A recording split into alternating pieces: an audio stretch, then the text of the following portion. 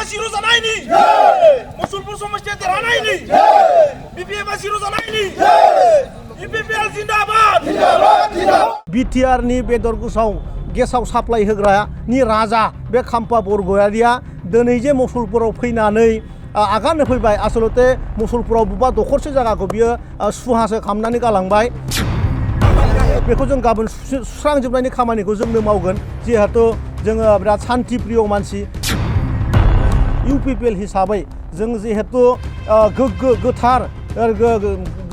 गोथौ सिन्थाजों सैथो सिन्थाजों जोङो बे रायजोफोरखौ बेंगासिनो दङ जौ लोंथुमनानै ज' जानानै गाज्रि खोथा रायलायग्रा बे मोनसे पार्टिया जेबो बेफोरजों लोब्बा गैया बे खोथाखौ आं नोंसोरनो जोंनि बिटिआरनि रायजोनो आं दिनै फोरमायना होनाय जायो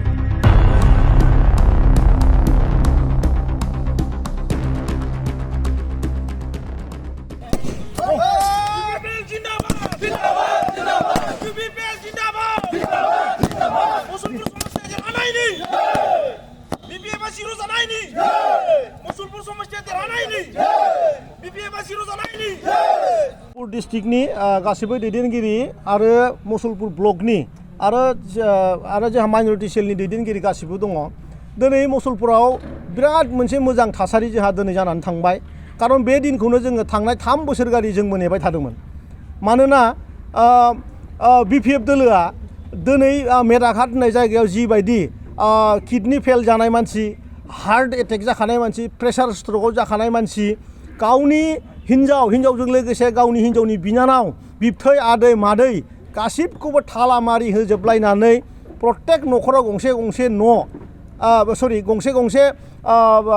गारि होनानै आरो लोगोसे 2,000 कोटी रां होनानै जिबायदि मोनसे भटिं खालामनायनि मोनसे सेन्टार मेदाघाटखौ बानायदोंमोन अर्थात दिनैनि दिनाव मुसलपुराव मोनसे भटिं जानानै थांखांबाय बेखौ फ्रि फल भटिं होननानै जों बुंदों 2025 सनाव जिहेतु BTC इलेक्सन दङ BTR इलेक्सन बेवहाय बिथांमोना बेसे भट मोनमारगोन दिनै बिथांमोना टेस्ट खालामदोंमोन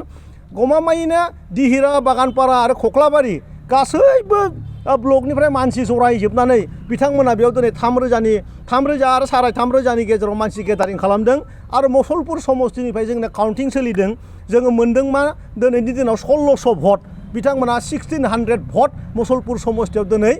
मेदाघाटआव ज' जानानै थुनो हादों बेखायनो दिनै मुसलपुर समस्तियाव बिराद फुर्ति मोनसे परिबेस दिनै बमा गावनाय खामानि सोलिगासिनो दं गाबोनो 20थानिबो बारा बोरमा आरो अमा बुथारनानै फुर्ति खाना जानायनि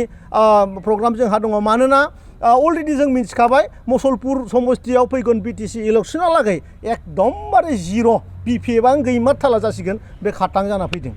बेखायनो जोङो दिनै बिटिआरनि गासैबो UPPLजों दिनैनि जि मोनसे मोजां दिन जोंहा मुसलपुर समस्ति हिसाबै बेखौ शेयार खालामनो बयजोंबो रानफानो थाखाय नोंथांमोननि मिडियाखौ दिनै जों बेवहाय लिंहरदों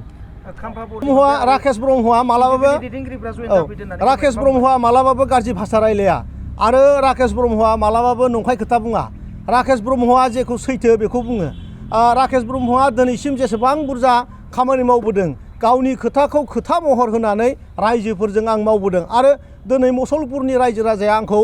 बिदा फंबाय गावनि फिसाला बायदि अनो बे बार बे सान्दुं बे अखाया मुसलपुर समस्तिनिया गोलोमदैया बे गासिबो आंजों लोब्बा दंजोबो गतिके खाम्फा बरगयारि जायखौ जोङो बार बुंबाय थाखादों बिटिआरनि बेदर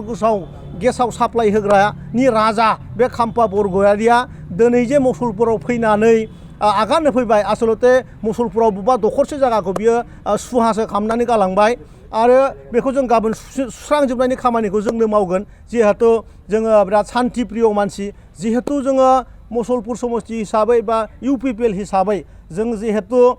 गोग्गो गोथार गोथौ सिन्थाजों सैथो सिन्थाजों जोङो बे रायजोफोरखौ बेंगासिनो दङ बेखायनो खाम्फा बरगयारिया फैगौ समाव आंनिल' बेला नङा प्रमद बर' बिथां सारखौ जि रोखोमनि गाज्रि खोथा बुंनानै माने समाजनि गेजेराव गाज्रि बेफ्रु होदों गतिके बिथाङा जे बाक्सायाव स्पेसियेलि बाक्सायाव बेसेबांबा गिदिर हांसोनि दाउदैया बिनि आखायाव गोलैनो थांगासिनो दङ बे खोथाया सैथो आरो बिथांमोना बहुत बुथ्रा दिनैनि दिनाव रायलायनांगौ जेबो गैलिया BPFआ मोनसे समाव मोनसे BPF होनना बुङोमोन दिनैनि दिनाव मुसलपुराव मोनथाम BPF ओरैनो सोलिखानानै दङ मोनथाम BPF बे जाहैबाय H सासेया जाहैबाय R सासेया जाहैबाय A आरो बिराद थाबनो मोनसे ग्रुपआ आरो सि जानो थांगासिनो दङ थ' बेबायदि गावजों गाव थासारि गैथारि मोनसे दोलोआ दिनैनि दिनाव सोरबा राकेश ब्रह्म सोरबा प्रमद बर' सारखौ माने सोमखारिनो हानाय बिसोरनाव जेबो थासारि गैलिया फैगौ 2025 सनाव BPFआ एखेबारे मुसलपुर समाजनिफ्राय दावदैया मोनगोना दिनैनो सियर खारन दिनै बिथांमोना मेदाघाटआव खुनु गेदारिं खालामाखै खुनु जयनिं प्रग्राम खालामाखै बिथांमोना मुसलपुर समस्तिनि खाना खुजा सिंस्रि बायनाय किडनि गैयि मेगन गैयि बिब' बिनानाव बिथौ गुवाहाटीयाव फरायनो थानाय क'क्राझाराव फरायनो थानाय सिख्लाफोरखौ सेंग्राफोरखौ बुथुमजोबनानै मोनसे माने भटिं मोनसे पलिसि लादोंमोन आरो बे भटिंआव मुसलपुराव खालि 1600ता भट मोनदों बेनिफ्राय आरो बुंनांगौ जोंहा जेबो गैलिया बिथाङा सासे जाम्बा मानसि आरो बिथाङा हयथ' बेबायदि नलेज बिथाङा गैया खारन मोनसे समाव बिथाङा हाग्रायाव